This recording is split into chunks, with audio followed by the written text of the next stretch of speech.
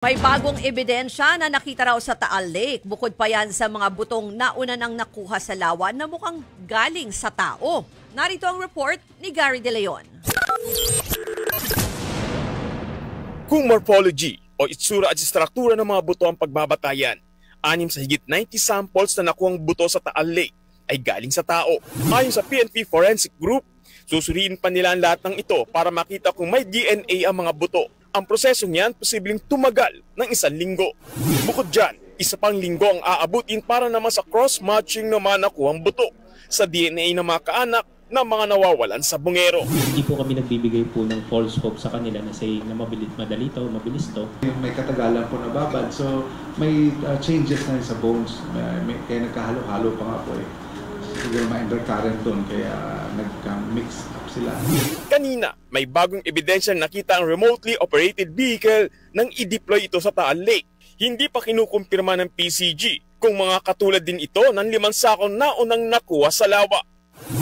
Eksklusibo ko namang nakausap ang nooy sabong master agent sa Calamba, Laguna na si Arvin Manguia. Isa na siyang konsehal doon ngayon. Kwento niya, maayos ang samahan nila ni Totoy at Atong Ang sa Isabong hanggang sa tumulong siya sa sabongerong tumakas mula sa AA Cobra Farm sa Laguna. Nagalit si Totoy, pinaginalaan si Manguia na financier naman nagchochope ng manok o ng daraya. Noong 2021, inambush ng mga pulis umano sa Calamba si Manguia pero nakaligtas. Ngayon, itinuturo na ni Totoy kung sino ang gusto magpatumba sa kanya. After 4 years, sasabihin ni alias Totoy o ni Don Don na may kinalaman si Mr. Atong Ang as mastermind sa pagkakaambush sa akin. Nauna na rin inamin ni alias Totoy na siya ang nagpa-ambush kay Manguia dahil sa galit umano ni Ang. Dagdag pa ni Manguia, nagtugma ang mga pangalan ng mga hinihinaala niyang nang ambush sa kanya ng mga pulis sa mga pangalang nakasaad sa complaint affidavit ni alias Totoy sa Napolcom. Nagpadala na ng summon ang Napolcom sa 12 pulis na dinadawit sa missing sa Bungeros.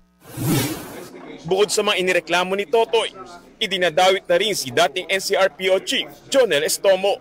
Sabi ni Patidongan, si Estomo ang alpha member ng Pitmaster Cockfighting Group na nag-udyok umano kay Ang na ipapatay siya. Itinanggihan ni Estomo. Magpapakita raw siya ng mga ebidensya para linisin ang kanyang pangalan. Handa rin daw siyang sagutin ang alegasyon sa tamang forum. Kakasuhan din niya si Patidongan. Sa Kamara naman, itinutulak ni Manila Representative Benny Abante na imbestigahan ng Quad Committee ang kaso ng missing sa Bungeros at ang kaugnayan nito sa Duterte drug war. Gayon din ang tingin ng Department of Justice. Yung drug war disappearances at yung Isabong disappearances ay parang nag-intercept yan.